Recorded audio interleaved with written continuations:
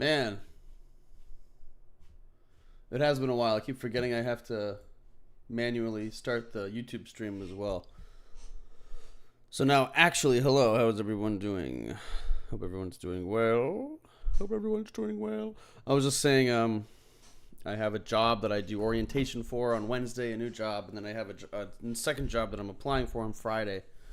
So I've been getting things together for that. So it's been taking a little bit of time, but that's why I haven't been streaming as much. However, it's good to be back, and this will be a good stream, I think. I hope everyone else has been doing good. Let me know if you're here.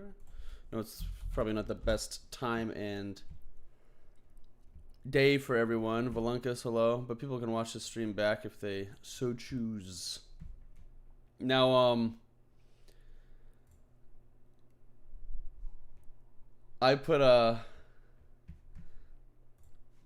video up a few weeks ago. What's up, guys? Kind of crap talking Rick Beato. I missed the bit when you were talking before. Not a big deal. I was just saying I've been busy, basically. That's why I haven't been streaming as much. But after this week, I should be streaming a little bit more regularly once I can kind of fit it into my schedule, because I will have a new schedule starting next week. But I think it was a few weeks ago now, I posted that video where I was talking crap about Rick Beato, and then I took it down because I didn't want to be negative. But instead of just talking crap, I want to kind of do what I said he should do in my original video. So if you haven't seen that video, I basically said I didn't like this guy because all he does is like shit talk current music, and then he never has anyone on that's like really good. And I don't know what this, like, look at this, why Paul McCartney won't be on my channel. Never. It's just like a lot of it's just drama.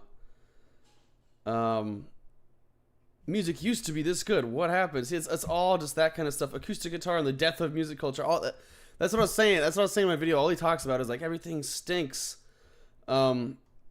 But my point was, if you want, like, he's got a pretty good amount of followers here. He's got almost 6 million subscribers. He could make a small impact. He's I don't like him. He sucks. He's like the definition of old man yells at cloud. But a lot of people think he's a genius. He could make a small impact by having actual unknown musicians on that are really good. But I don't think he's ever done that. He has Sean Ono Lennon on. He has Billy Joel on. We've never heard of those guys. He takes guys from the era that he liked when he was growing up and interviews them. And then if he does have like look at this, like this Domi and JD Beck, maybe these are young unknown musicians. And then if you like look up Domi and JD Beck, do they look unknown to you? They're like touring. They've worked with Eric Andre and Ariana Grande and Bruno Mars. Let's see where's their YouTube channel? Imagine being able to build an app with your... Oh my god. Domi and JD Beck. You know the channels that criticize him? Good. He should be criticized. 240k subscribers. I don't think they're unknown. I'll listen to the the other thing that I hate, that I really feel like is like a thorn to musicians who are trying to make it. If you're just like we'll talk about all these guys later, but one thing that unfortunately is, sounds like an antonym of Fat Forever, Rick Beato does, that like it's for some reason this is like just part of what you're supposed to do now. In the last like 60 years maybe, this has just been like, or even more, this has been the thing that you're supposed to do if you want to be like a good musician, is you have to look weird and you have to like act mysterious. You can't just be a regular fucking guy. And I don't know when that started happening, but you have to have like a weird look. What the fuck is JD Beck and Domi or whatever? Yeah, okay, I got it backwards. Why? Why do we have to do this? Why do we have to do this to be considered to be good musicians? It's all about the vibe too. Like they all act mysterious. They all act like they're like otherworldly, almost like they're like fucking aliens or something. But you gotta remember, like these guys take shits. These guys have diarrhea. These guys make bad decisions and good decisions. These guys cry and watch TV shows. You know, it's like these people jack off. It's like they're just like you. And I hate how they get put on this pedestal, and it's like they're above us. They're floating above us. And I think that really does hurt musicians who just present themselves as like, hey, I'm a regular guy. Here's my music. You know, it's like it's weird. It's a weird thing that happens. I hope none of you guys fall for that, but so many people do. You know, it's like just relax. Everyone's just a human being. Just because someone presents themselves as being a normal human being doesn't mean their music is worse. It's just like it's fake. They're putting on an act. You know. Hey everybody, I'm Rick Beato. Anyway, Today's episode. Oh fucking god! All right, let's listen to these guys. Was there, you know, but I'm super grateful for it because by 15 I had 25,000 hours of practice and I moved out, went to Paris and stuff. So that's why I'm like, there's no talent in me. Like, but I find myself like playing for hours and hours, and yeah, that we already had a note on our phones, and it was like basically all the like vision we had for it. people to when they heard Mage. and stuff.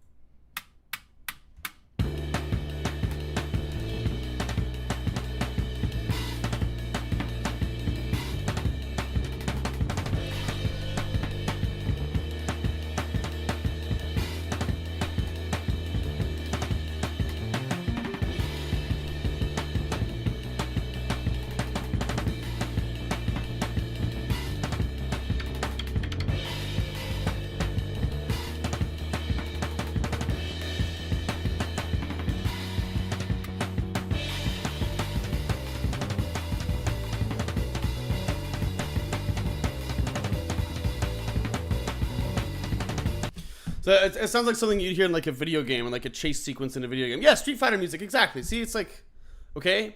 And the reason I know this 100%. The reason people like them is because they're really fast. They're doing stuff that's fast, so it must be good.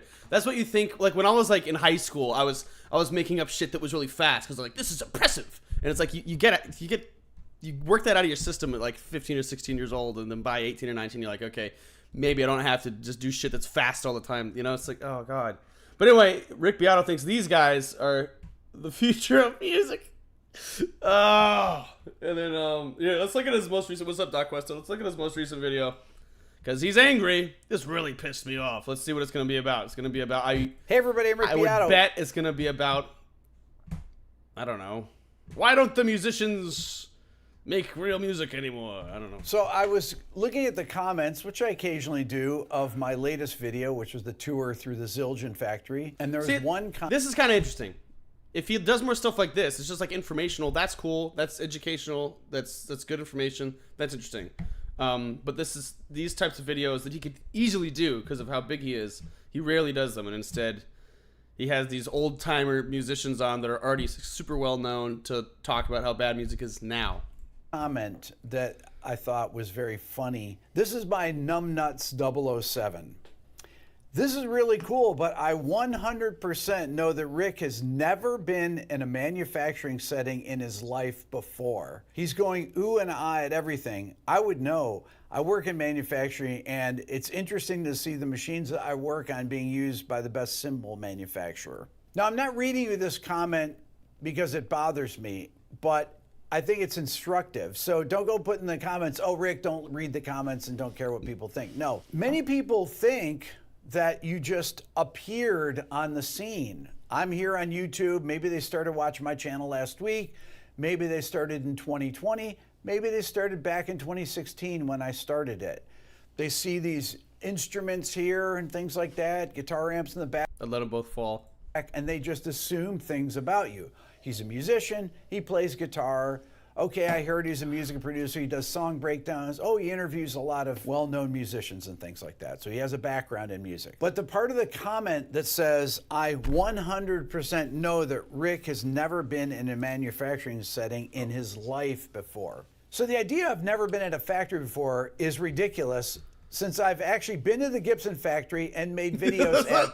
That's what this video is about? That's what this whole video is about? This one little comment? Oh my god, dude. Okay. Alright, anyway, again, it's a huge waste of time. Alright, so my point is, and like when I made my little crap talking video, my dad in real life was like, hey, you shouldn't have done that. I like Rick Beato. And then he even said, it's not his. This comment really pissed him off. He said, it's not his responsibility to do that. What I said he should do, where he takes unknown musicians and gives them a platform. But Spider-Man tells us with great power comes great responsibility. So again, the whole premise of his channel is that music is bad now. Remember when it used to be good? So if he wants to change the premise and like fix the whole like adventure of his channel, then he can do that by taking the musicians that are alive now that are really good but that no one gives a shit about, not counting Domi and JD Vance, whatever the fuck they're called, but actually taking musicians that no one knows about and giving them a fucking platform, which is what he could be doing, what he should be doing if he really thinks that music sucks. So that's what I'm going to do, even though I have, like 0.0001% of the platform that he has, but I'm going to do my fucking best because this guy doesn't. All right, so we looked at a lot. The last time I did this stream, we looked at like Try Me Bicycle and Hem and all these guys that I talked about a lot. I tried to think this morning when I was on my little morning mountain climb. It wasn't a mountain climb, it was a hill walk, really. But when I was on my hill walk this morning, I tried to think of old musicians that I haven't shown you guys yet. And if you're a big fan of Star Map, you'll recognize this guy, Brian LaGuardia. Phenomenal orchestrator and musician. He's done this whole Heir to the Empire is a expanded universe book series that takes place after the original trilogy.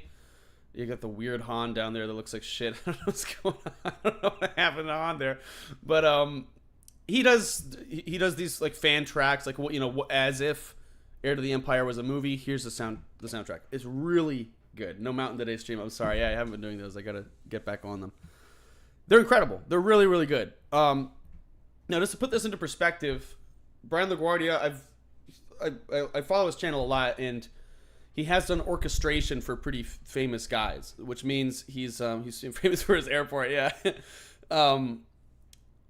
So if you orchestrate for someone, that basically means like someone writes a melody and some chords and stuff, and they're like, this is my idea, and they give it to you, and he takes it and realizes it for full orchestra.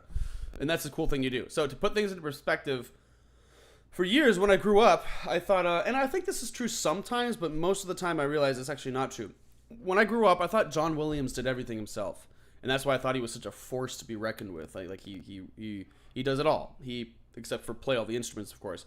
He makes up the melodies, all the harmonies, the chords, the rhythms and stuff, and then I thought he sat down and he orchestrated all of it. That's not true. I found out just a couple years ago that he has an orchestrator as well. And I guess I still love him, of course. He's still one of the greatest, I think, film composers. Yeah, he does not, right? I still think he's one of the greatest film composers of the 20th century, for sure, and of the 21st century.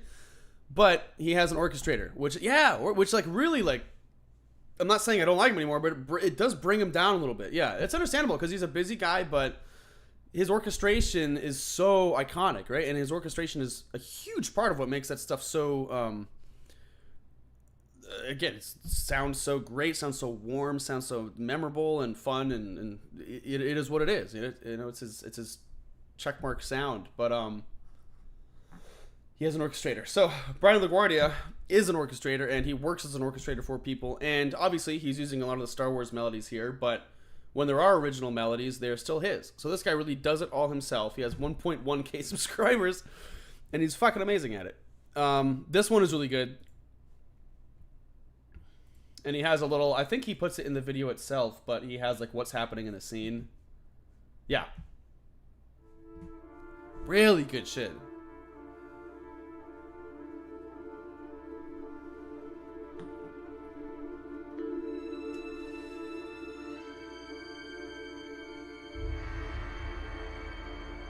Yeah, Mystic V, there you go. There's a lot of guys like that. It's scary. You gotta watch out for it.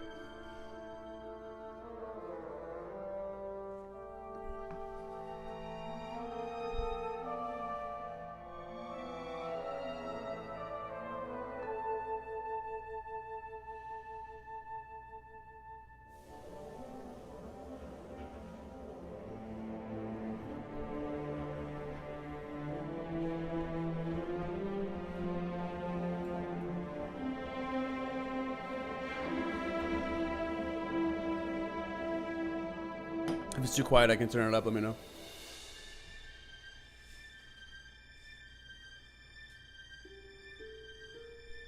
We won't listen to the whole thing, but we'll listen to a good bit of it. Thank you, Ben.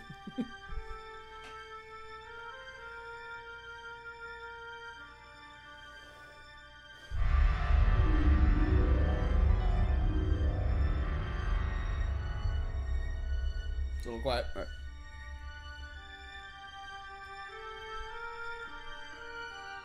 So obviously this is the Force theme written by Williams, but it's what he does with it up here that like really it actually gave me goosebumps the first time I listened to this. Not this part, I'll tell you when it happens.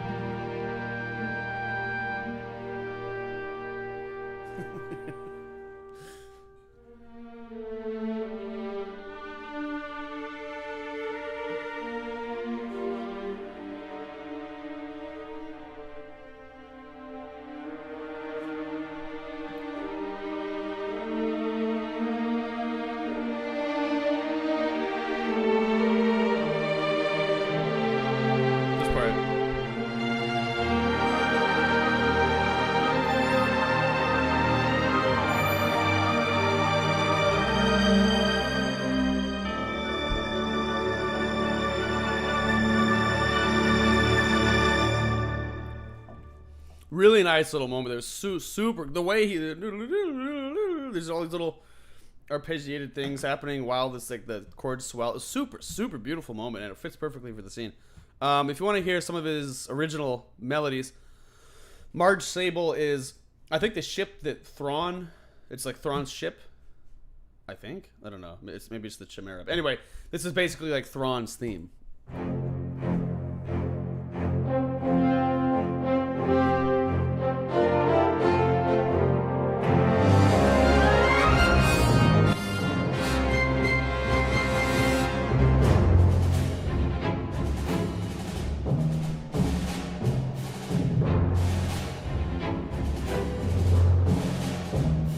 I think you're right, Mr. Green.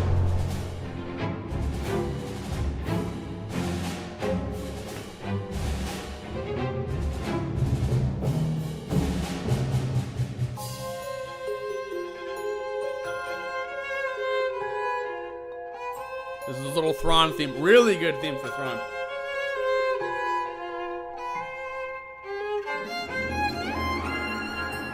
And if you notice, his wife played the violin part. It's very sweet. Where is it? Hold on. Tracy LaGuardia, I think. Ah! Yeah. Thrawn's theme on the violin, once again played by Tracy LaGuardia. That's very sweet. That's cool.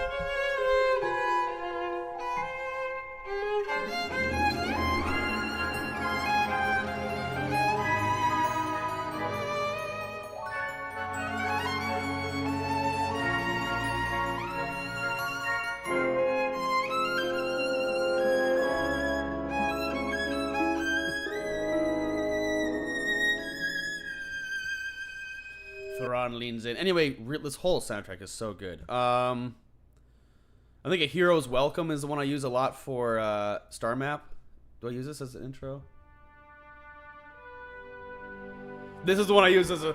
It says Star Map, and it'll go into like... I use this for the vlogs a lot. I've only done 3 vlogs, but this is such a good one. So adventurous.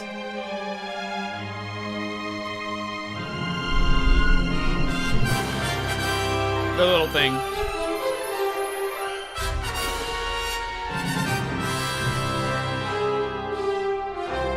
This part.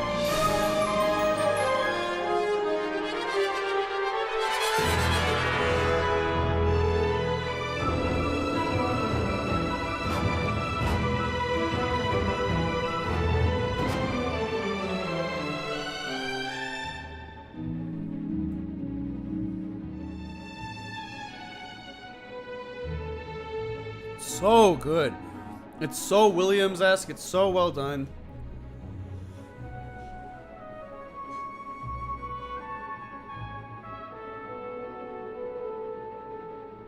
It's so fucking good. And this is just this little fun project that like barely anyone knows about. but goddamn, they're good. So anyway, if you guys want cool, obviously I use these because they're royalty free, right? But I of course credit him in the description and everything. But so fucking good. Half old Williams, half prequel Williams. Yeah, it's really fucking good. Yeah, Brian LaGuardia, check him out. Now this one, the last one we heard was mostly MIDI orchestra. It was good MIDI orchestra, but most of it, besides his wife playing the violin, was like fake orchestra.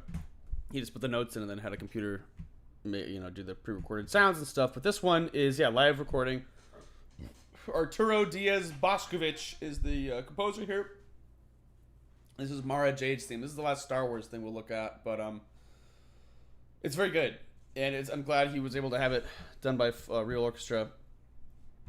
Now I think it's like the first interval, the first couple of intervals are the same as the Across the Stars Anakin and Padme love theme, but it's clearly intentional, and then it goes in a completely different direction. So let's give it a shot.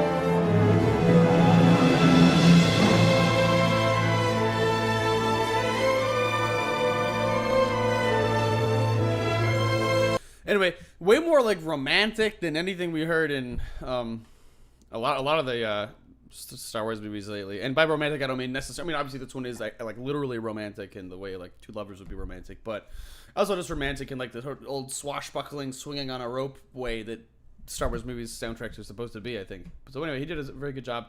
Okay, done with Star Wars for now. We're gonna look at first. Does anyone know who Jerry Rosenthal is? Do you know what his claim to fame is? If you could just look it up, quick Google search will answer the question. But when I listen to Return of the Jedi radio dramas, I often imagine Mara Jade hiding around in Jabba's palace waiting. Yeah, right? Isn't that a weird... I just got those comics, by the way, all the Mara Jade comics. I read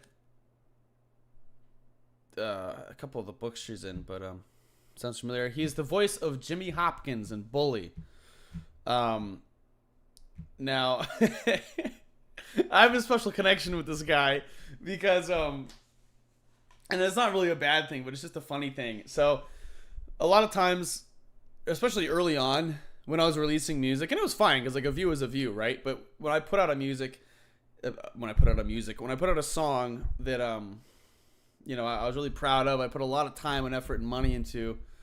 9 times out of 10, the first comment would be, "Have you heard of the High Elves?" Haha, Oblivion Gaifani. So like, slew of shit like that, and I'd have to like ask. I think I'd literally like text friends and be like, "Hey, can you put like an actual comment on here? Talking about how you like the music."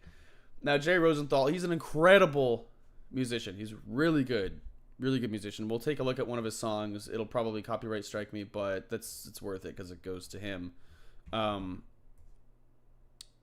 But yeah, like his most recent thing, he does a lot of stuff that I do, where he plays live gigs and he uploads the sessions, which is cool. His most recent Hello there. video here, Jimmy Hopkins, Jimmy Boy, There's me asking to collab. I've talked to him a little bit on Instagram. He's a super nice guy. I love Jimmy Hopkins. And then this Jimmy Hopkins has real talent. This guy's the funniest. Hey, Jerry. I just heard the news of Rolf Gunderman, who voices Dr. Crabblesnitch, passed away. Like, it's sad, but why would you put that on this? This is him showing you his music. What's like the weirdest place to put that, you know? So, like, I feel him through that. And again, it's not a big deal, but it's like, it's just like, you know, I don't know. There's a time and a place. It's when you work really hard to put out this shit, and then you just get met with, haha, you're Jimmy, you're fine. It's like, it's so funny. But anyway, let's go to his, this. Okay. So he has, like, no monthly listeners. I listen to his shit every once in a while, but, he has, I think, 0 monthly listeners, as you can hear. I want to find, so Good Run is really good. Now, he shot himself in the foot a little bit because he has 2 different Spotifys. He has the Jerry Rosenthal trio, and then there's just Jerry Rosenthal. He has good shit on both. Ben's Bottle is really good. I listen to that a lot. All his shit is really good. He's got a great voice. Good Run, Jerry Rosenthal. This song is such a good song. There's a video of it somewhere. Here we go. Such a good song, guys. This is such a good song. 7.5k views. Seriously one of the best songs I've heard in years, and it came out 6 years ago, but still, it's like it's up there. It's one of my favorite, most recent songs. And here he is with fucking 18 monthly listeners on this one, none here. Anyway, let's give it a shot. And if you like this song, it's a good fucking song. Please subscribe to him and give this song a listen. Boom, let's check it out.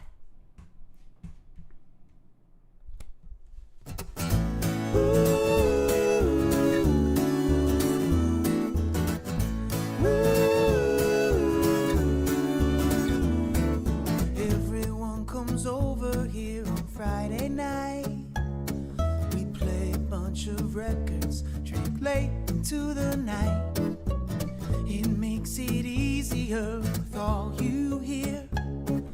Everyone just stands around 'cause there's no furniture. Regrets, yeah, maybe some, but we had a good run. How we gonna pack up all of this stuff? No one but the 2 of us knows just how much our lives are gonna change. But by the end of the day, we can say, when all is said and done, we had a hell of a run.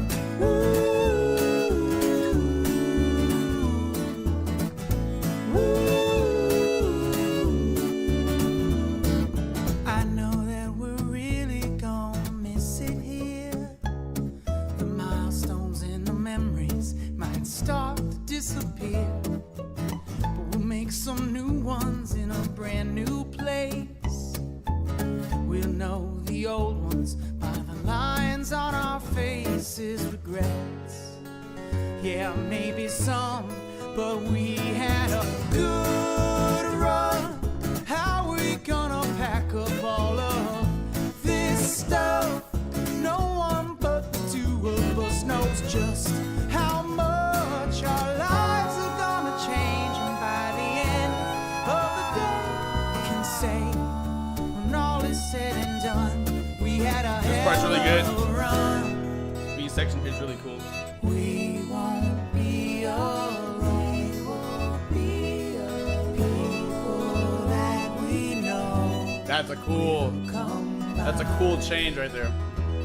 So carry what you carry, and leave the rest behind.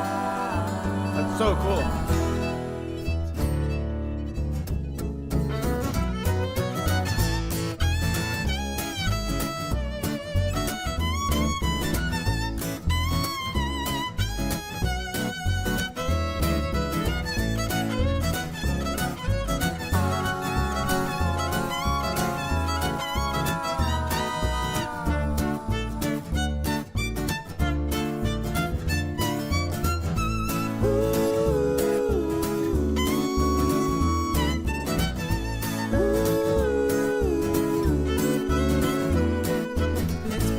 Anyway, such a good song.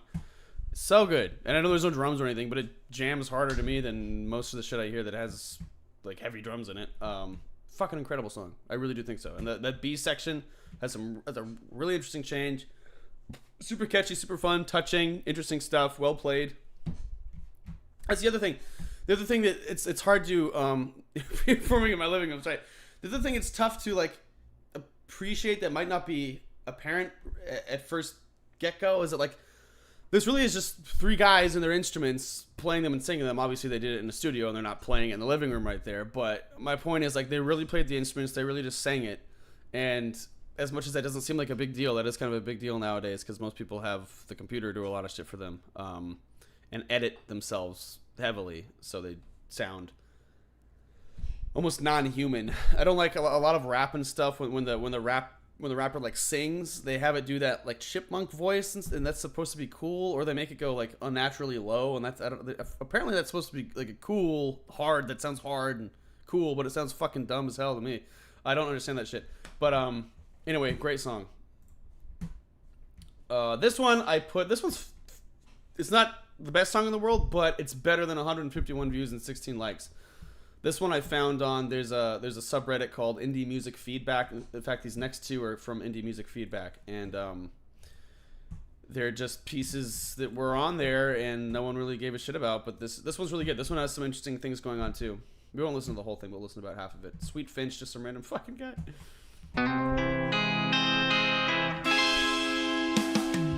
All my life I've been searching for a spite.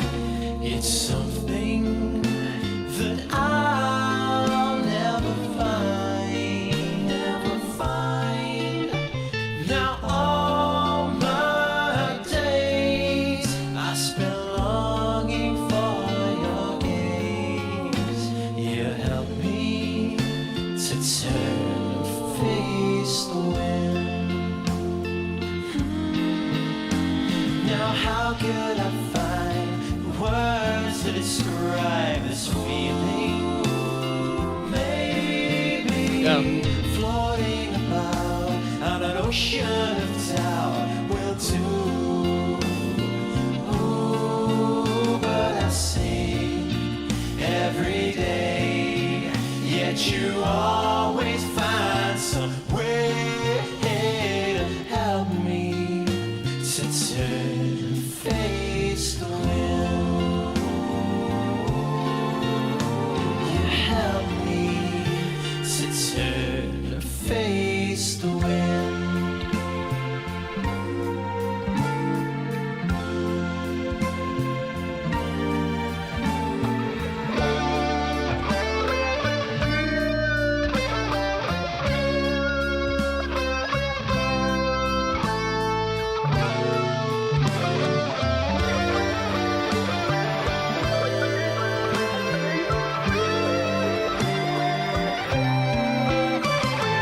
All your life, will you follow Grandma's sign? Anyway, cool, right? Yeah, very, the timbre of his vocals is very Beatles-esque, and he's got some cool like augmented chords and stuff in there.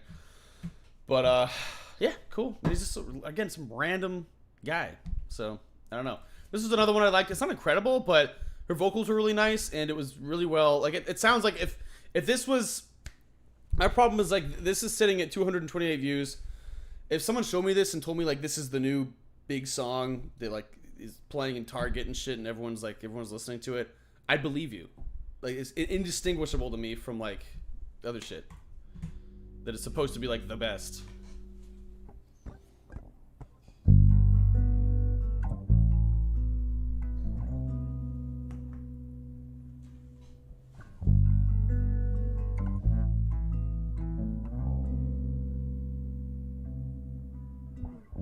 I think I'll keep you around for a long, long time and love you like for the rest of our lives. I've missed some years of you, I know, but it's okay. I promise I'll give you more.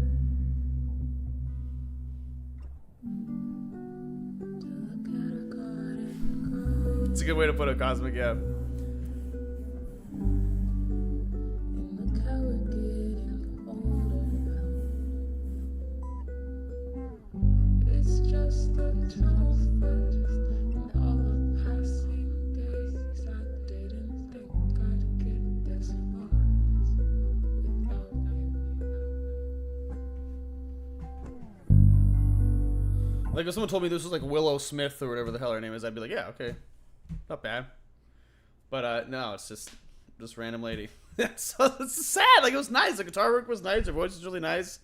She had a good. There was a clear intention and concept of what the song should be. It was well written. It's not like the most incredible thing in the world, but like again, my point is, it legitimately is just as good as like a lot of major pop right now. Oh, she's got Man Search for Meaning on there. It's pretty based. All right, now this one. This one is an incredible song. One of the sickest songs I've ever heard in my life that is like in this genre, whatever you want to alternative. Major Powers in the Lo-Fi Symphony. If I don't know if I have them on here, but let's see. Major. Oh, if I can type Major Powers and the Lo-Fi, should be enough, right?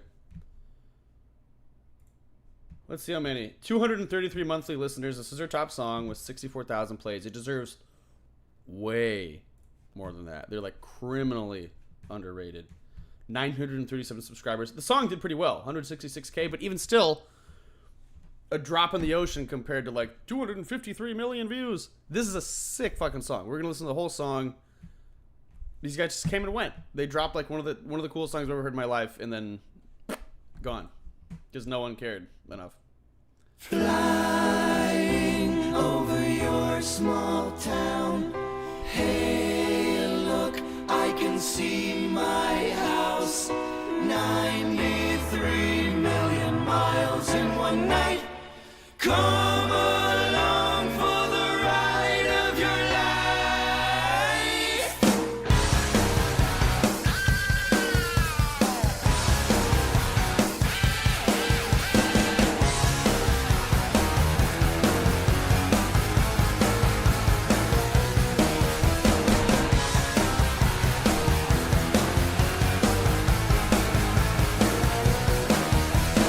I've been doing this for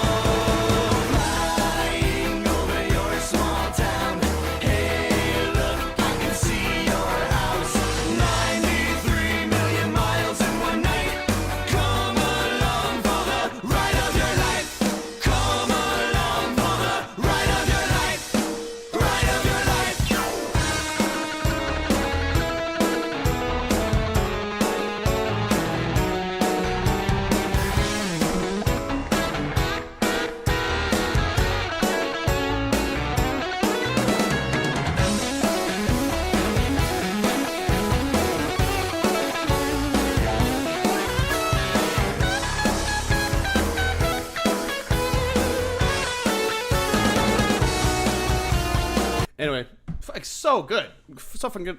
And I appreciate that comment. This sounds very different from the other stuff you've showed. Yeah, I really do like any genre as long as it's good. It's just like I group things into like good, medium, and bad, you know. But I like a lot of Outkast. I think they're sick as hell sometimes. I like a lot of shit. I don't know, but this is so good. And no one really gives a fuck. Not enough. Go check them out. Go subscribe to them. Play their shit. Tell everyone about it. It's the only thing you can do, you know? Send it to people you think would like it. It's great. I don't know anyone wouldn't like it. And this also jams harder than like most of the shit you hear on the radio. All of it, really.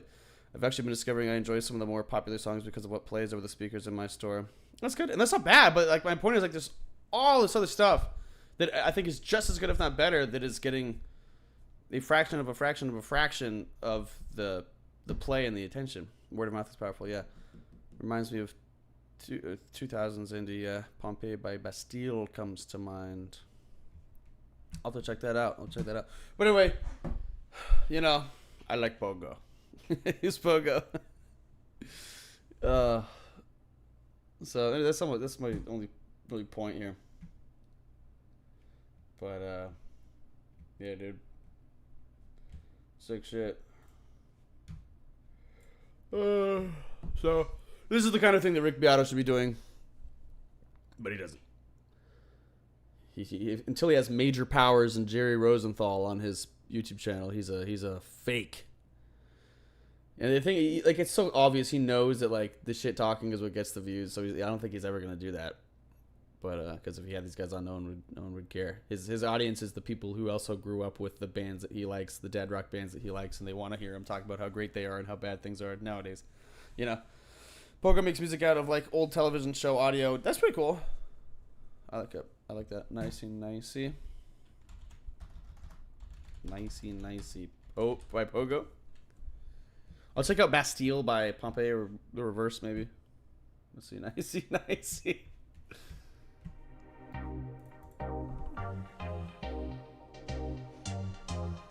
Perhaps the moon knows the secret of the new sound. So bright and pull on the surfaces. So bright and they walking on my face. So bright and Open your mind. Let us begin our quest to find the new sound. I've got new. This is cool.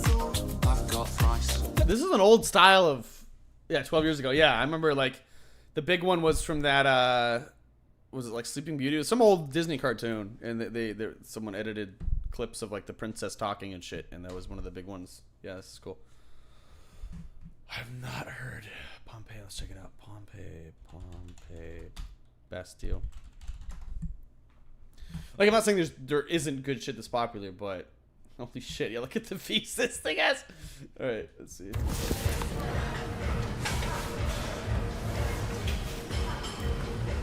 The fuck was that? Yeah. Alice in Wonderland. Yeah. I think that was the big break.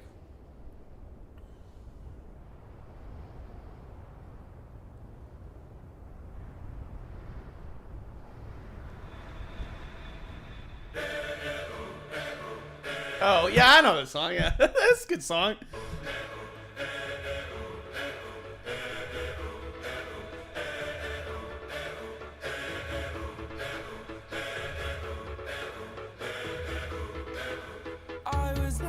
Yeah, of course I know the song, yeah. So what is it that makes you guys like this one so much? I think it's fine. I think all these stuff I showed you was better than this, actually. But it's catchy. There's a lot of earworms. But I don't think. Well, before I presume, I want to ask what you think makes it good. But again, I don't think it's bad. I don't think it's deserving of 839 million views if Major Powers gets just over 100,000 views. But if you meme your songs, you can almost feel like Emmett's eating carnitas. Oh man. Yeah, it's a good tune. To my own devices, many days fell away with nothing to show, and the walls kept tumbling down in the city that we love. Great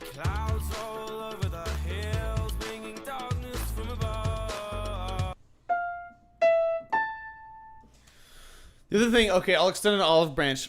When you make music, you have to hear it differently than people who like aren't musicians. I don't mean that to say like I'm better or whatever, but we just hear it differently, right? Because if there's certain things I can identify that I recognize, I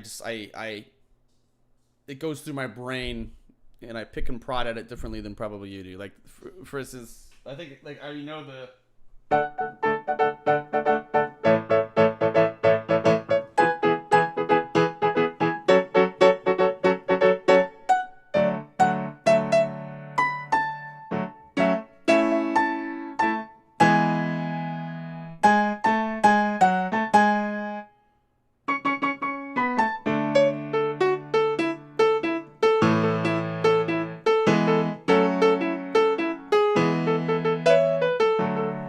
Okay, so like the four chords this song uses is like the four chords that I'm sure you guys have heard of, and you can get a lot of mileage out of those. But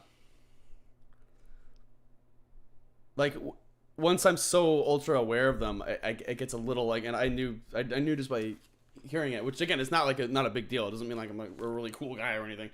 If you go to college for music, or if you just are a musician at all, you should be able to pick stuff like that out. But I guess I get a little bored of it, right? You know, but yeah, the lyrics are really good, and you know, lyricism is its own thing for sure that works with music in an important way. But the singing, I don't know the lyrics and everything.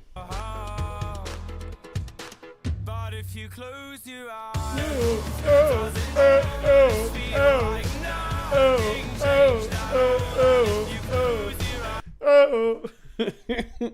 Sometimes it breaks immersion, but that's just the nature of the beast now. Yeah.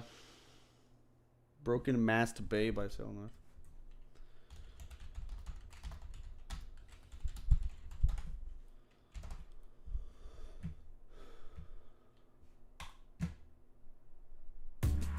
Today, business happens virtually everywhere. That's why you need Supermobile from T-Mobile. That's fine. I don't mind an English accent.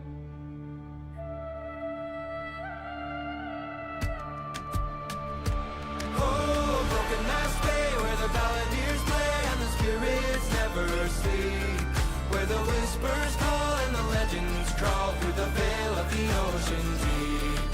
The night was still and the air was stale and the stench of ale ran high, and it flowed from a pub across a cobblestone street where a sailor was passing by. Oh, he drank his fill and he sang his song as the room began to sway. Then he stumbled down the road to the water's edge of a place called Broken Mask Bay. Oh, Broken Mask Bay, where the balladeers play and the spirits never sleep, where the whispers call and the legends crawl through the veil of the ocean deep. With a dizzy head and a daring heart and a dinghy on the shore.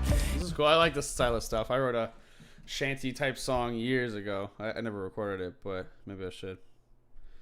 I kind of missed the boat, excuse the pun, for the whole shanty thing being popular. But it's cool.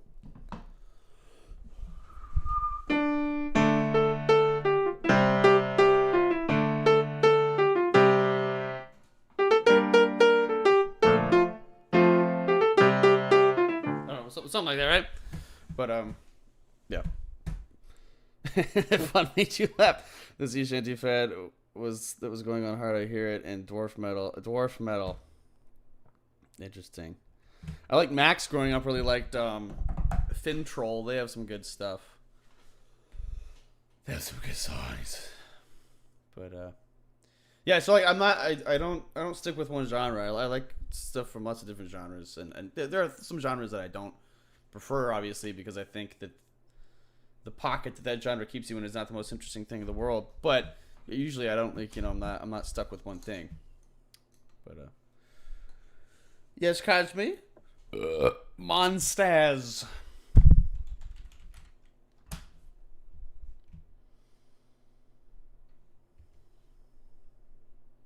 Okay, cool. This guy's not well known. That's what I like to see. Let's see.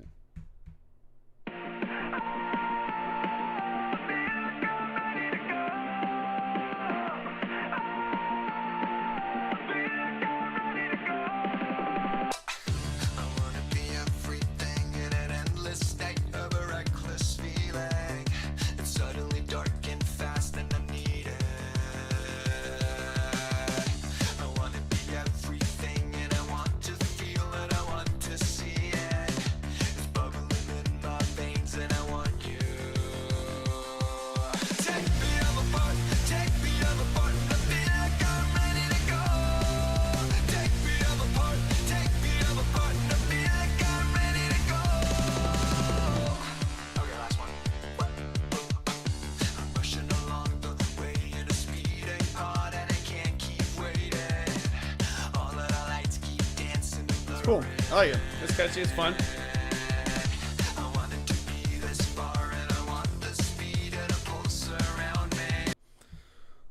Yeah, Max likes Fin Troll and Demi Borgir and all those. And a lot of them like was it Fear and Wonder by Demi Borgir.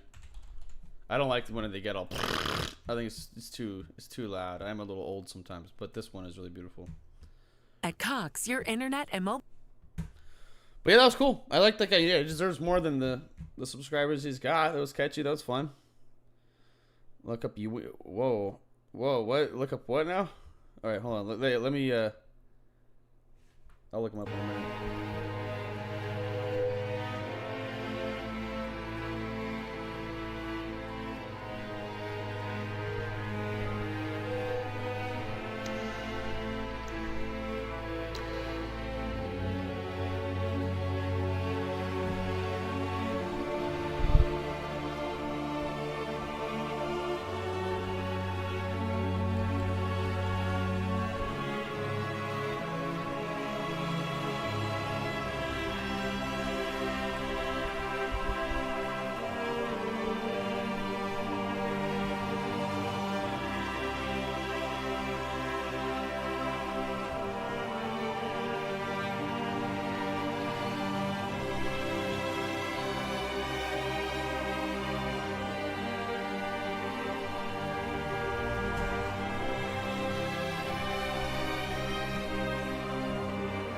There's just one, and there was another. There's he also liked Lumsk. I like what was it called? Dunker. Lumsk was really good. They have a fun music video. I think doesn't matter. Det bor ett bergtroll ut I Fosen ett sted. This shit's cool as hell. Han känner ingen. I'll look up the weird name thing after this. Han var så förälskad I ei fager møy. Jeg ser jo ikke navnet mitt, for da kan jeg dø. Great vocalist. Hei, hei, husk om I hei. Snart tek jeg brura I min favn. Hei, hei, husk om I hei.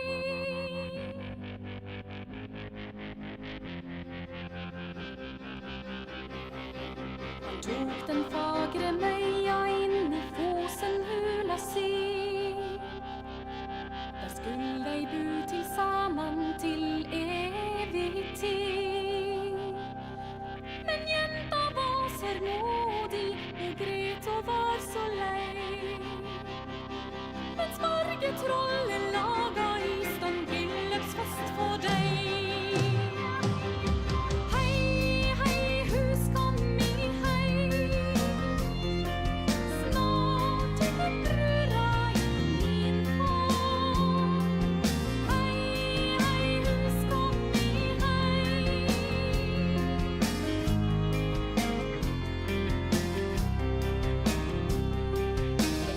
Anyway, super cool stuff.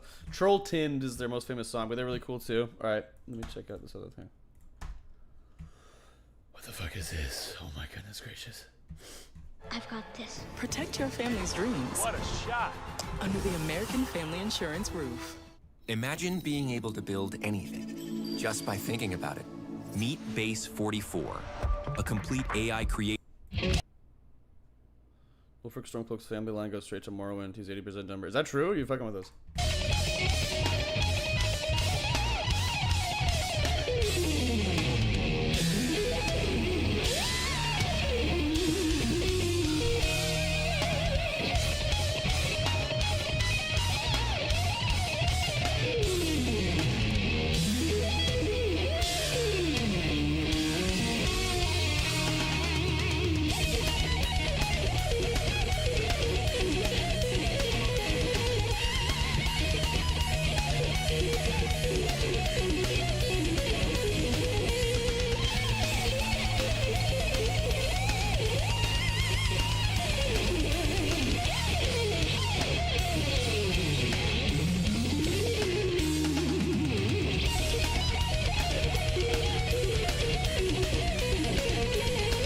That's cool. That's cool.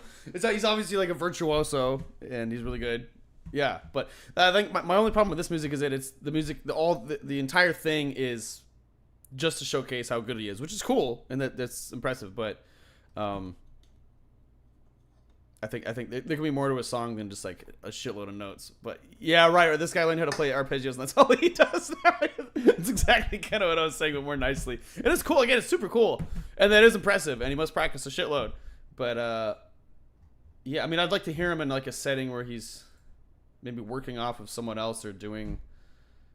Okay, like one of the. This is probably the hardest thing I ever played on piano. So an etude is basically what he was doing, where it's like it's a piece that's written specifically just to show how good you are at the instrument, basically. And you have to play them in college because they're kind of like, competency checks when it comes to your instrument. But Fascinating Rhythm is a famous melody by George Gershwin. So what I liked about this etude is that it took a melody that was already interesting and then it jazzed it up. And I think the best etudes are like that. They take really interesting melodies and then they mess with them. But let's see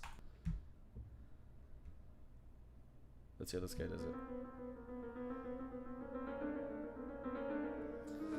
I gotta get PTSD listening to this thing.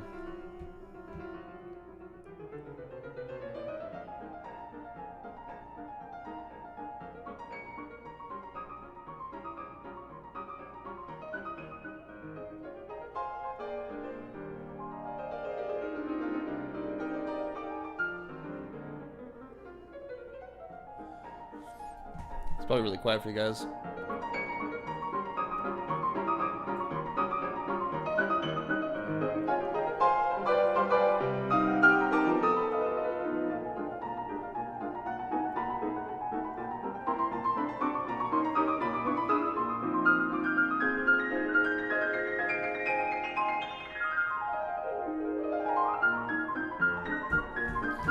Enough. Yeah, so that was cool, but oh my god, I didn't get it nearly as clean as this guy does it. I'm very like heavy on the piano, and mine was kind of shitty. But I mean, I guess my point is it's still like an interesting melody, but it's just fucking insane. Asian kid at a grand piano at an empty theater playing some Gershwin. Gods that takes me back. My friend from church in my youth was a concerned pianist, and we'd hang out while he practiced. That's cool. That's super cool. Yeah, but fucking insane piece, dude. So anyway, yeah, my overall point, and back to, because Max was here earlier. I don't think he's here anymore, but he said good point. He always says good point if he's making fun of you because he thinks you don't have a point. And he said that when I was talking about like the chipmunk voices and the overly low voices. My point with that is that that's like the extreme. It's an extreme example of how we like computerize our musicians now, and looking back at Jerry Rosenthal's trio playing the violin, the guitar, the bass, and they all singing, that's like 100% just them and like their raw talent, and that sounded really good. But even beyond like when it's obvious edits like the chipmunk voices and the super low voices, and then when we kind of use auto-tune as an effect and it's obvious and it's clear and it's like intentionally in front of you. Even like all the great singers that you hear, a shitload of autotune and all these effects are used, and of course they're in using a $3 million mic, so there's all this shit around them that is like perfecting them. It's kind of like when how we have models, but then when after you take pictures of the models, you like edit their neck to be longer and all the blemishes out and stuff. Like it's kind of the same thing that we do with voices now, with vocals, and I don't like that, because I think obviously the most important part about art is that it's an expression and a representation of like humanity. So I think the less human we make it, and then there's synth and stuff, and synth isn't bad, but when you're taking something that should be like a raw human sound, like the voice, I think we've gone too far with like fucking up voices, like and affecting them to sound like this or that. And with rappers, I have a hunch that they think like singing is too effeminate or something, and they don't want to do it, so they do all these effects to like make them sing, but they don't want to do it themselves. It's just my hunch, but I think I'm right.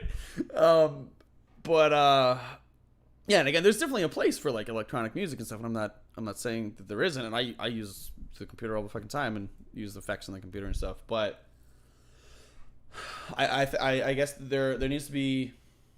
I like to see both represented, just like I think it's the notes that you are playing, the chords that you are playing, and the rhythms on the technical side of the music versus and the lyrics are like equally important sometimes if you're writing a song. I think the talent of the raw talent of the musician and the what the computer can do need to be equally important, at least, you know.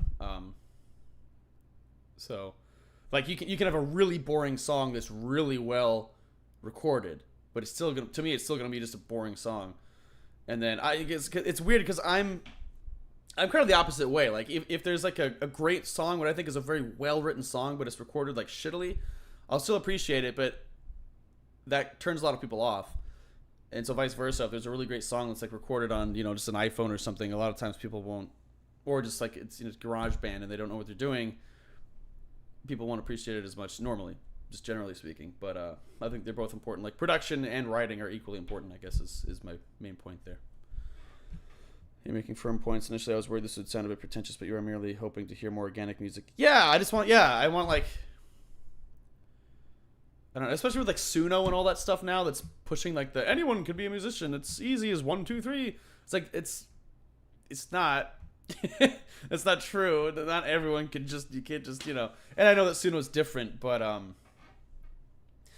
I guess my point is there's a lot of practice and hard work that goes into shit like what we heard from Jerry Rosenthal that people don't even really notice anymore. Versus going into like a studio and having a bunch of people edit all this shit really carefully for you, and it takes like 2 seconds. And I'm a victim of that as well, or not a victim, but I'm part of that problem that I'm talking about. And I've mentioned on streams before where when I started recording with my buddy Chris Muley, I practiced with like the 3 or 4 people that were playing the song with me. I practiced multiple times. We made sure we got the song ready to perform in like a live setting. And then we recorded the song live. So like everyone was recorded at once. What you hear is what was actually played, and that was it. And that was impressive, but it didn't sound as good. And now I've gotten lazy, so I've gone the opposite route where I go in and I'll just lay down the piano track, and then I'll go in another time and I'll just lay down the vocals, and then we'll go in another time and I'll just lay down the drums. And you get a much better the recording out of that. It's cleaner when you do stuff one at a time, but there's like all these months and months and months of practice that just are alleviated immediately by doing that. Now, the one thing that I think is cool about live recordings is that you maintain that organic energy between the musicians, and that's kind of lost when everyone's like doing stuff to a click and they all come one at a time and do their own part. Yeah, it's just something you don't think about very much, like studio work versus live work. And it's ironic because prepping for live shows is like exponentially tougher than prepping for like a recording session, but the final product always sounds better in the recording studio. So it's kind of interesting. And I'd like to make note that when you're trying to form a strong thought, you close your eyes to focus on it. It's just like how my high school choir teacher. Really? That's funny. It reminds me of my opinions on movies and hyper edited videos. Nice. Honestly true as heck about losing the natural chemistry. Thanks, dude. Appreciate it. I just think that I think generally speaking, I like to hear and feel humanity from a song, and I think when we are editing voices so much that like they sound like chipmunks and it's supposed to be cool, I don't know what's going on anymore. And I feel no human connection from the song. I guess that's the main point. I can feel a lot of human connection from this. Speaking of, Max also showed me this when I was in high school. This is sick as hell, and this is all. You guys ever heard this one? This is like, well, not dubstep, but you guys can tell me what genre this is. Wolfgang Gartner. This is all electronic shit, but it's very expressive and still very human.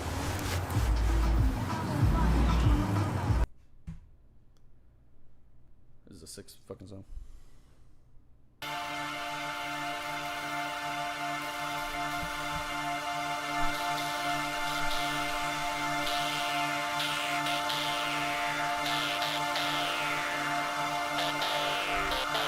Yeah, I agree, cousin.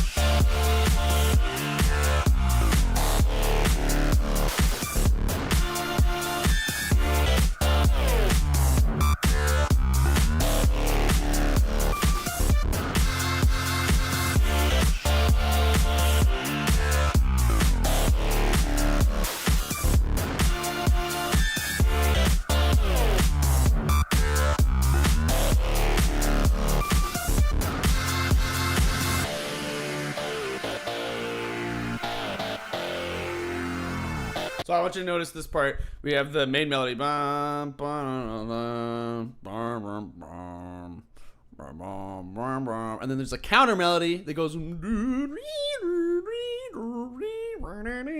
hear it. It's really cool. And it's really, you'll find a melody and counter melody this well written in like in music these days. So it's a cool example of that.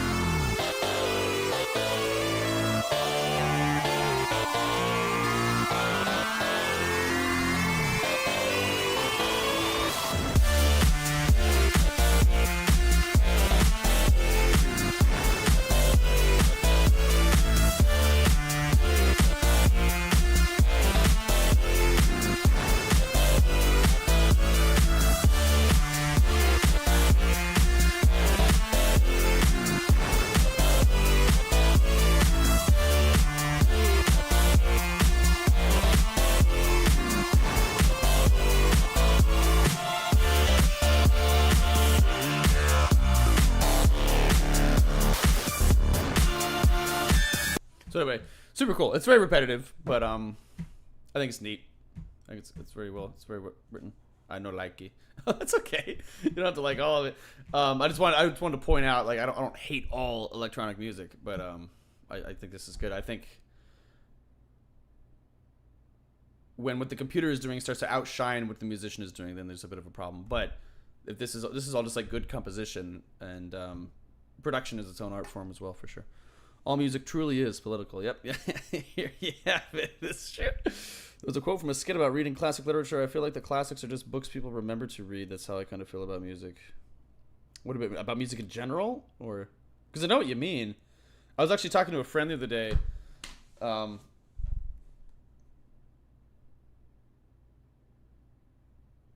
Sorry. I forgot what I was going to say. Anyway, pop music. Yes, true, it's true. No,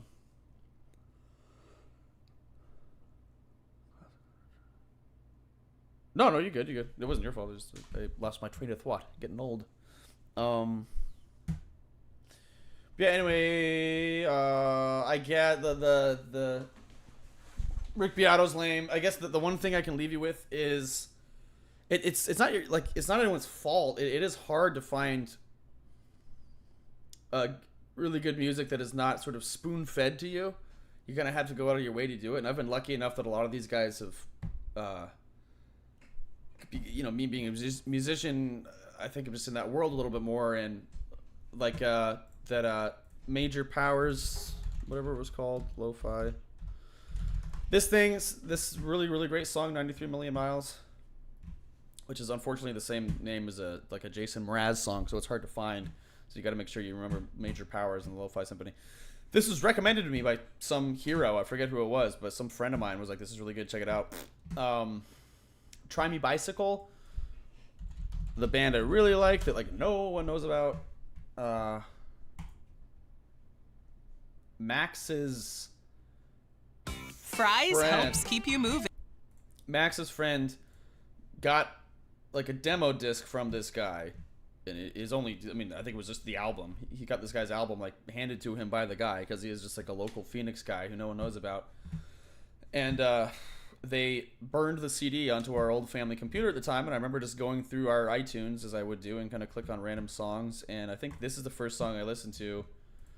And this piano, this little piano intro alone just blew me away. I mean, so I'm like, I don't know, 12 or 13, and I'm just like dicking around on iTunes, and then like I hear this, and I'm like, what the fuck is this? This is gorgeous.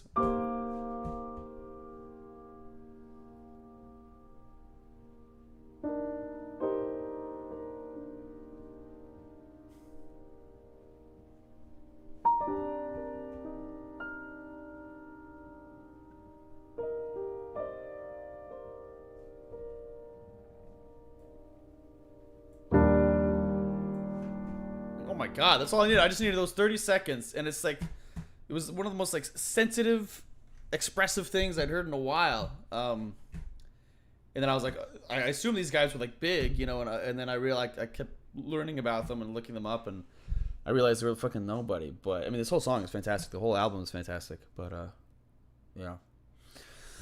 Last thing I'll leave you guys with is the whole song is great. It's not just piano. This whole album is fucking fantastic. I mentioned them many times before, but I can't mention them enough.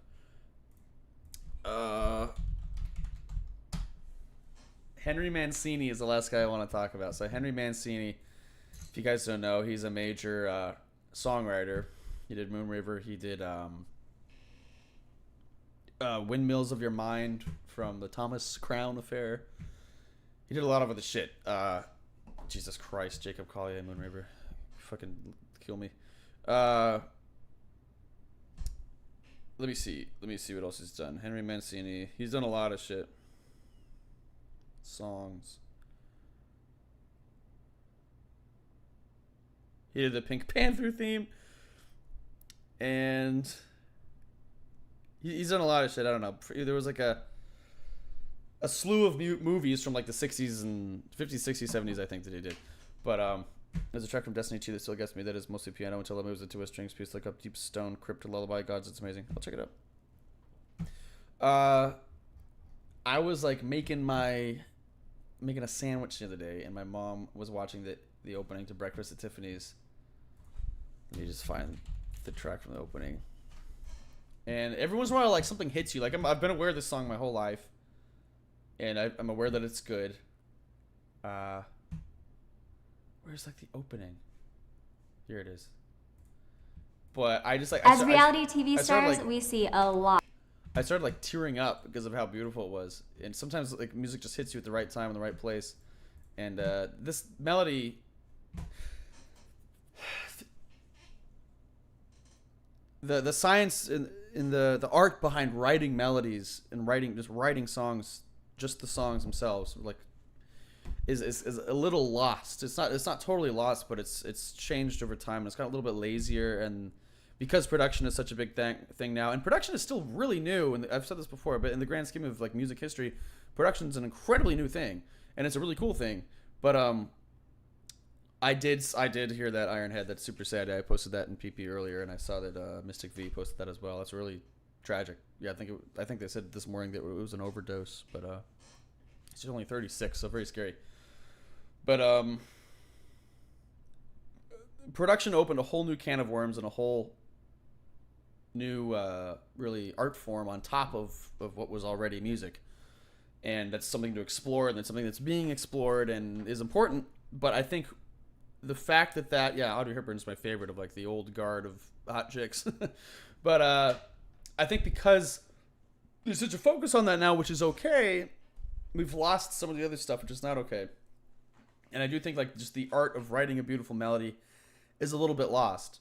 And so I'll play you the beginning of this. It's just gorgeous, such an so expressive.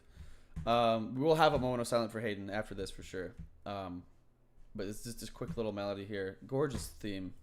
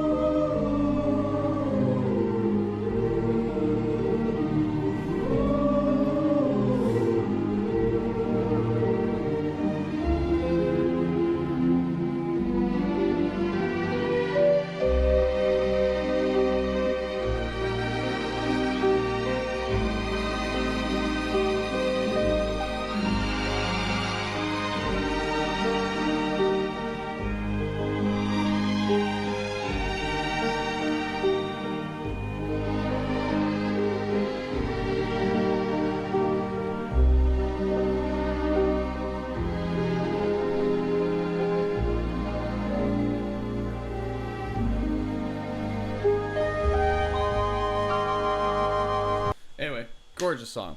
And Cosmic, you made a really good point. I think one of the reasons AI and machine mastering is really popular among music is the people making the things value only the final product, not the process of creation. That's one of the things I think about when deciding how to make something. You say you think about the final product, or you just think about how no one cares about the process of creation. But that's a really interesting point. I think you're totally right. And I had a buddy years ago who wrote really great songs, but of course, most people didn't really care about him when he was struggling and stuff, trying to get people to listen to his shit. But they're really good, and I played piano for him for a while, and then he went down this path where he did that, and he started making shit that he thought was like the in sound, and it got in my opinion, it sounded way worse, and like even it didn't change his popularity at all. And he kind of got kind of dark and sad, and was just trying to write shit that he thought like, this is what the people apparently want to hear. This is the in sound. I got to try and do this now, It didn't help at all. And honestly, if it did help, it would have been maybe even sadder. I don't know which outcome would have been worse, but I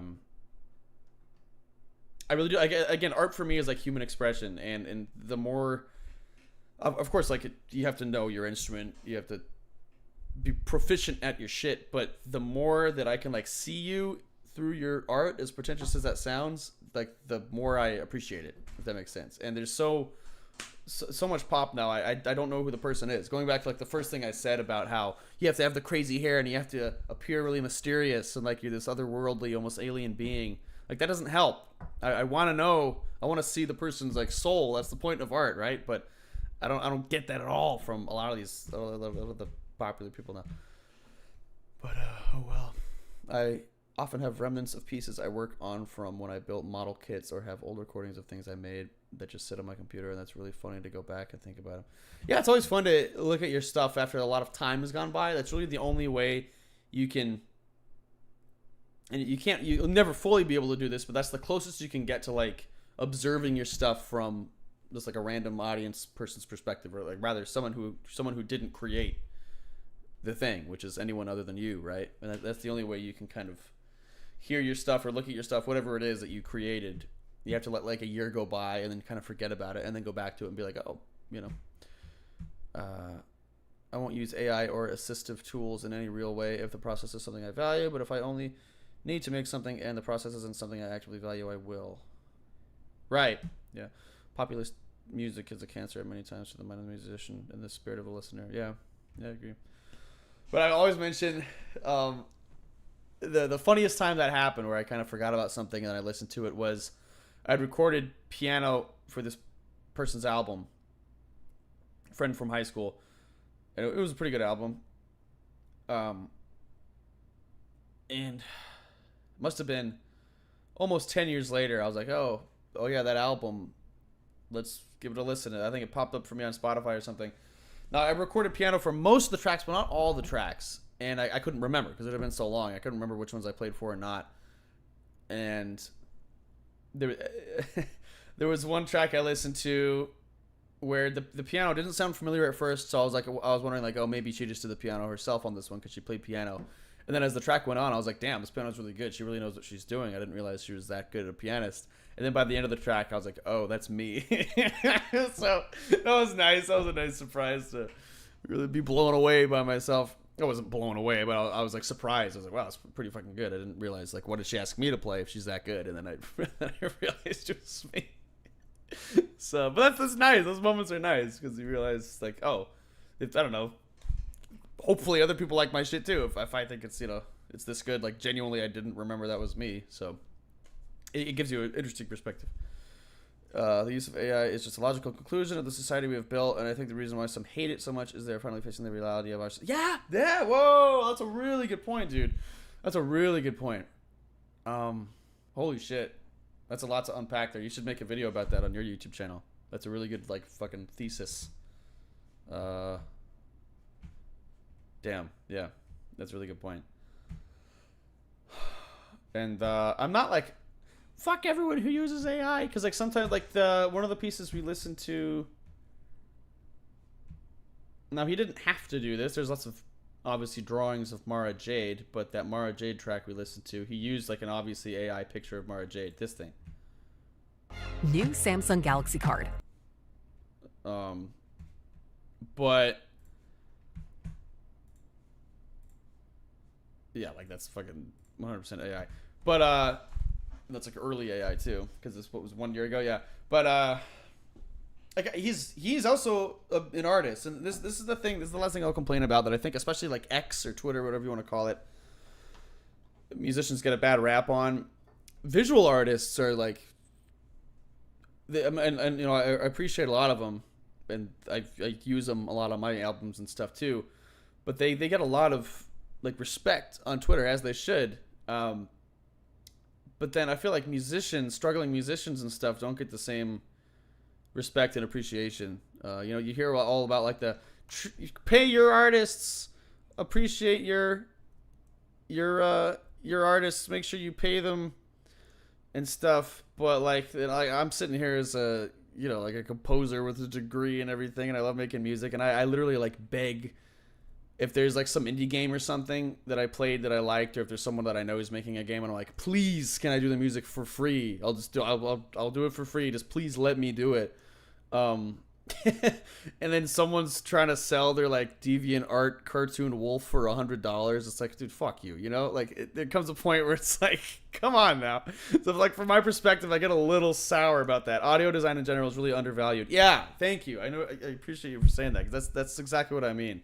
It's like, you know, so like I don't mind this Arturo. No one knows who this fucking guy is. He has just over 1,000 subscribers. I'm not gonna hate him for using this AI Mara Jade. He didn't have to, but he wrote this whole piece himself, so I think it evens out. In fact, one of the albums I did, this one has an AI cover. That's an AI cover, but that's because the album. A lot of the songs in the album were almost like sort of mocking popular themes and music and stuff. So I thought it was kind of appropriate to use an AI cover, because it's almost like ironic, right? But when I do get actual artists to draw stuff, like this was drawn, obviously that was painted, I give them money. This person, I forget, over $100 I think for each of them. And then I have, for my new album that's coming out, I already have the album cover, and someone made it and I paid for it. It's actually Daisy, who was briefly in PP, and I think she got scared. But she drew the album cover and it looks fantastic. Let me see if I can find it. She drew it and it looks good, but you gotta fucking pay people. So I guess my point is, like, if you're also a struggling artist and you don't have the money to pay other artists to help you do your thing, and because you're trying to do it all yourself, then like, sure, like I don't really mind if you use AI for one little thing, because like I get it, you know. Let me see if I can find this album cover. It's really good. I've shown it before. Here it is.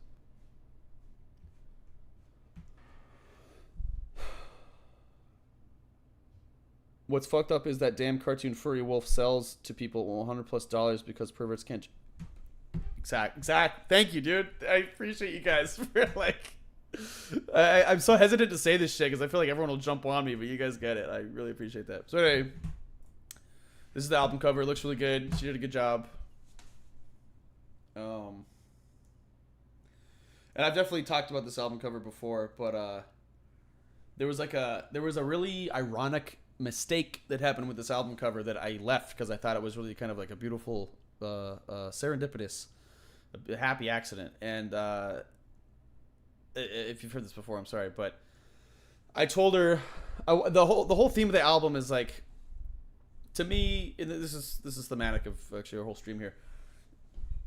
To me, if I keep doing what I think I'm good at and what I believe in and what I love to do, that's victory for me, even if I don't like succeed in it. And the fact that, you know, I'm still like I haven't found success within like songwriting and composition and stuff. Victory doesn't look like what you would think it would. So it looks a little like you're a little fucked up, but you know, still like in your heart and your soul, you can kind of claim some sort of victory because you have these, you're still principled and you're still doing what you believe you should be doing, right? But so for the album cover, I was like, hey, I want to say victory on almost like a Greek Greek stone, and I want it to look like it was painted gold at one time, but the gold is like flaking off and it's cracked and stuff. Now the way she did it, to me, looks like the gold is underneath the stone, right? I mean, I don't know if you guys see that too, but it looks like the stone is cracking away and then it's revealing gold. And so I thought that was like, kind of turned the whole thought process I had about, the whole album cover on its head. And I was like, oh shit. So I just thought that was a really pretty and kind of beautiful accident. So I left it because I thought that was fucking cool. So anyway, so that's the album cover. It looks good. And speaking of, I have, I'm glad you can be satisfied in this victory, but the real world is right at your door. Gotta stay grounded too. Yeah, you're right. You might not always have support. Yeah, I appreciate you, man. And I do like, I was just saying at the beginning of the stream, I have, I'm doing onboarding for a job on Wednesday, and I have an interview for another job on Friday. So I'm still plucking away. And,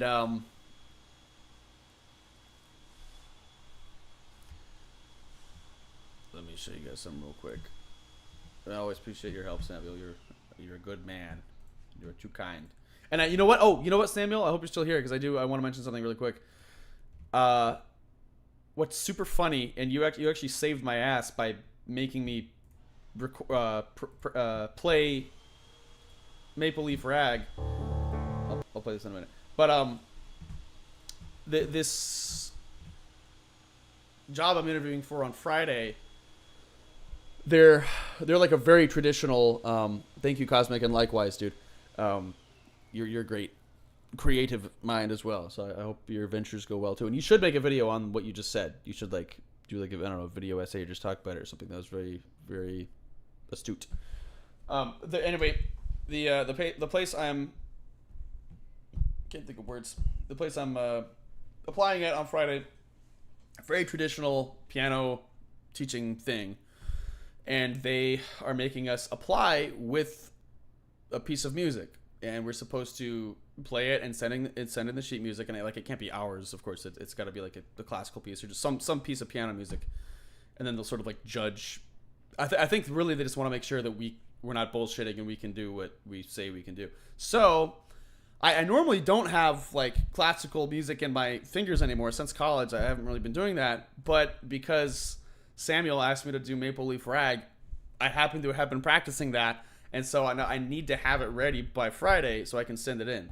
And thank God I've already been practicing it a little bit. I'm lazy as fuck, as you guys know, and I haven't been like... I practice it like here and there, but in the last 4 or 5 days, I've been practicing it a lot, and I need to have it out by like Thursday. I need to have it ready by Thursday or Friday. So thank you, dude. Like legitimately, thank you. I wouldn't have been able to do this if I wasn't already practicing this. So, thank you. Yeah. It's really cool. Forgot to remind you, Deep Stone Crypt Lullaby. Okay, I'll check that out. That's really cool. Cosmic is super smart. Sammy's freaking genuine friend he is. Emmy's really lucky to have friends and fans like them. Yeah, for sure. So glad to help you. Thank you so much. Thanks, V. If it's copyright free, do a stream. Oh, thanks. Yeah, I could practice it a little bit. Music's out there, but I could practice it a little bit because we have like an 1890s piano, so I think it would be really cool to do the Maple Leaf Rag on a piano that was like that would have been made at the time that the piece was written. I think there is a video like that. There's a video that says like Maple Leaf Rag on a piano from 1905, but mine can be even more authentic because mine could be Maple Leaf Rag on a piano from 1890 something. We got to figure out what year it's from, but it's definitely like turn of the century. But I can play a little bit of it for you guys.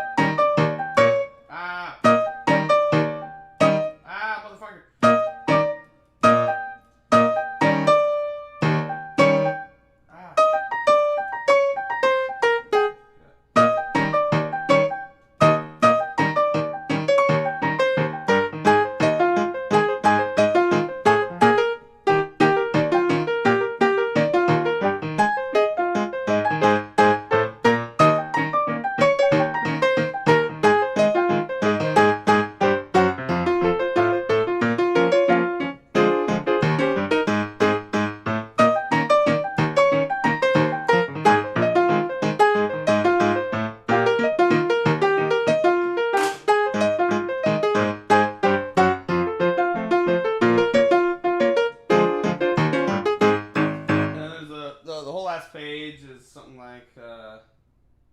I'm sorry.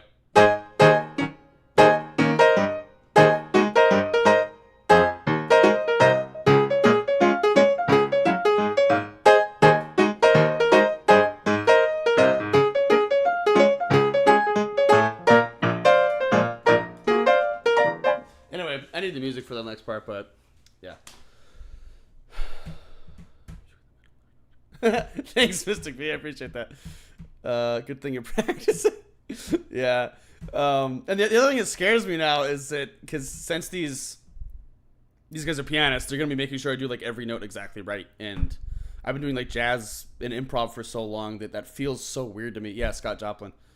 The one thing that I adore classical music and I appreciate it and I played a lot of it in the past, but the one thing that it never felt intuitive to me is the fact that like of course every note is written in and every note is to be played a specific way. So it feels like you're on like a minefield, and if you hit a wrong note, like that's it, that's incorrect, you know.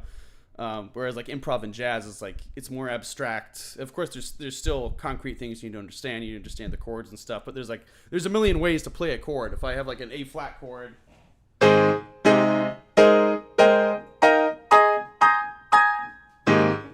like that's all like different kinds of A flats and stuff. So my point is, I'm used to playing with like a series of options for every moment, and that's actually like what feels more intuitive to me. But classical is the opposite, and of course anything that has written sheet music is like you have to do it exactly as is, and so there's some things that like all this jazz.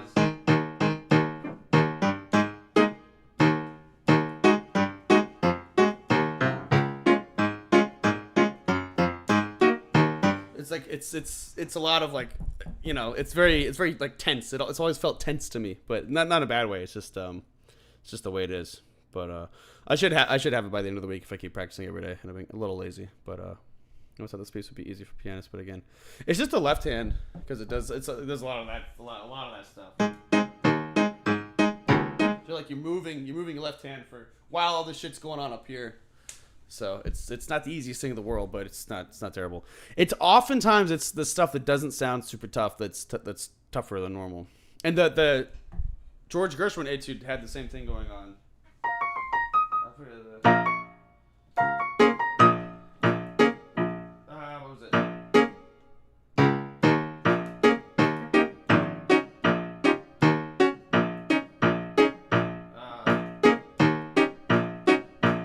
Fuck. Yeah, like you're doing all that stuff while you have the.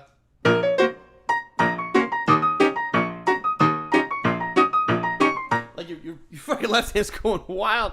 Yeah, I could do it. I mean, I don't know how much fun a practice stream would be, but I could definitely do it if you guys want.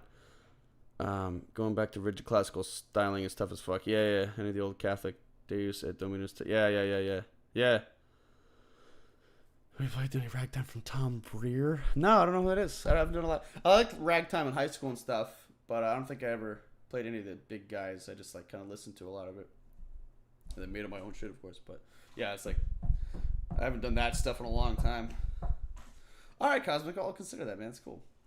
Anyway, I'll show you guys the song that is almost done. This is the one that was really tough to approach because the guy that was going to play the horn section on it passed away, unfortunately, and I didn't know what to do about it. I found another friend of mine that I've known for a while who has actually played saxophone on my channel before. And he's gonna play on it, but I want to show you guys. It's a members only video right now, and it's unfinished. But this is the song with just vocals, piano, and drums. Oh, this one, yeah, yeah. I bought a fuckload to support him back. That's cool, man.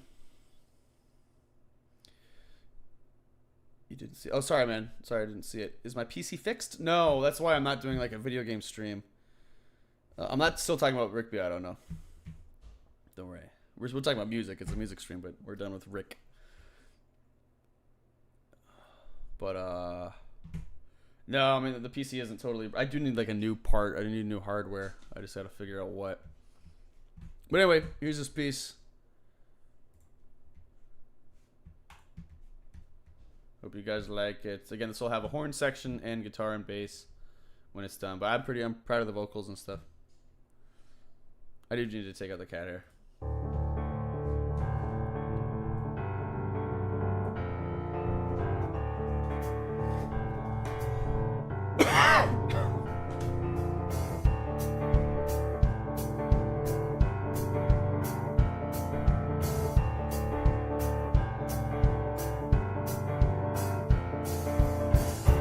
What do you do but just sit down there in the bottom of your hole, straining your neck, looking way up high? You squint through the sunlight that beams down low and pierces through your soul, pointing your finger as real lives all quickly pass you by despite your woes, as you shout from down below. But I refuse to hear you anymore. What do you say when I've given you my hand and all my might? You slapped it away, crying not enough. Just wait till the day when the tables turn. Will you put up a fight? Will verdicts be swayed, ruling fair and tough? Yeah, right, you're an unforgotten road. Yeah, right, well, I'm free and clear to take what all I'm owed. Yeah, right, don't waste my time today. Yeah, right, I know who I am. Can you say the same?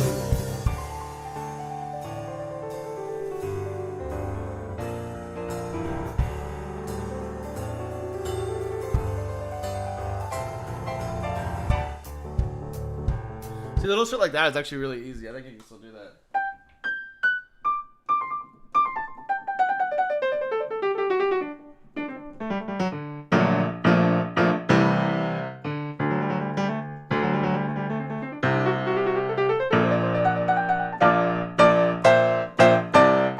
Well, it sounds flashy, but it's like it's not too hard. Maple Leaf Rag is way harder.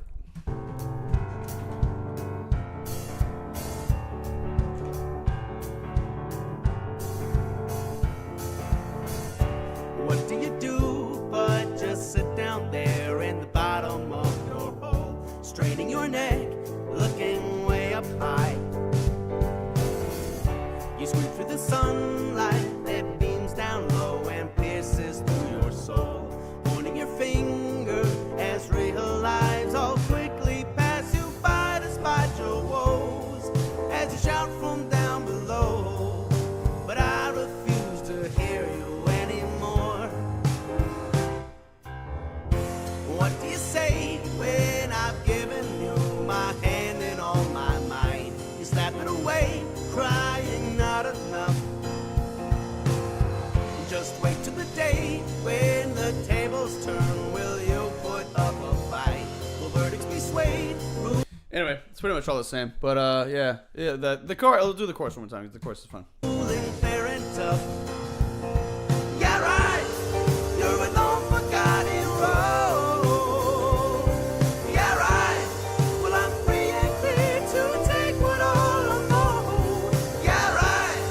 Don't waste my time today. Yeah, right. I know who I am. Can you say the same? Yeah, Pink Beanie Guy's dope. This guy's actually like, he's a really good friend of mine, Christian. He is on YouTube as, what the fuck is he on YouTube as? Let me look him up real quick. But he did like the opposite of what I did, but he was more ballsy and it worked. He, I don't want to give details, but basically, I went the traditional route of like college. I want to do the right stuff that I'm told to do. He just like started playing for people, like just grinding, playing for different local bands, and now he's like touring with bands, and that's like his full-time gig is just like playing and touring and shit, because he just fucking just dove in head first to that stuff. And like more fucking power to him. I love him so much. He's a great guy. He's super talented, and he did the super ballsy maneuver. Pink Beanie Machine one made the super ballsy maneuver of just fucking doing it. And he did it, man. Let me see. CDR Phoenix. I guess he's on YouTube as... Oh, he's Breakbeat Houseplant. At Breakbeat Houseplant, all one word. If you want to follow him. He posts beats and stuff every once in a while. They're all really good. And I always make sure to comment on his shit. But yeah, Breakbeat Houseplant. Good man. Christian, my boy. He was actually... He looks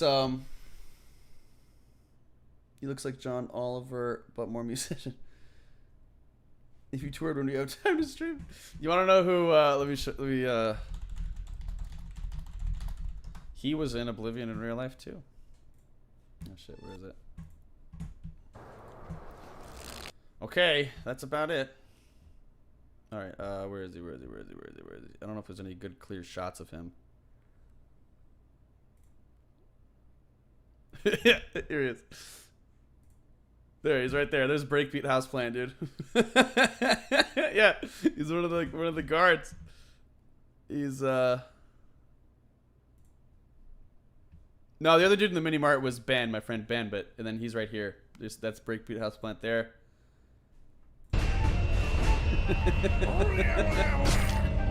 Let's watch him die.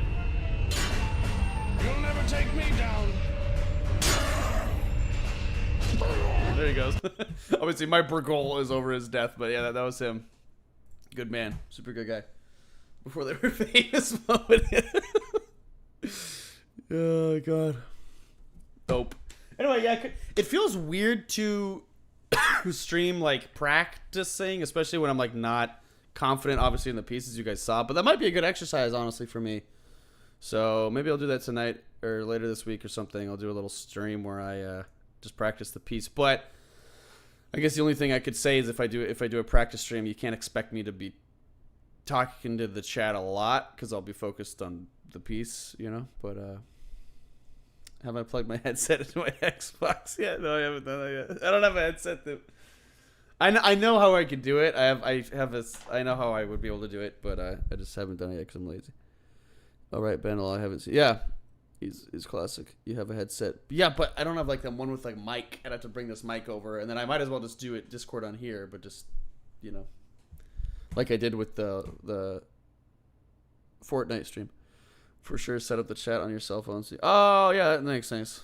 Do you ever rage during practice? Yeah, I punched my hand really hard on a piano once in college, and it really hurt for like a couple days. That was when I was doing the etude, though, the fascinating rhythm etude. That thing was a bitch, dude. Holy shit. But you need a headset in general. Spend the $20. No. I don't want to. Check out my Street Fighter soda, by the way. Dope. Check out my Street Fighter sippy cup. This is what I spent my $20 on. Pat. My Street Fighter sippy cup. I'm like, nah, I'm not gonna do that. Oh, God. Anyway, and my Street Fighter shirt. Don't listen to Pat. He's a villain. Anyway. Love you guys.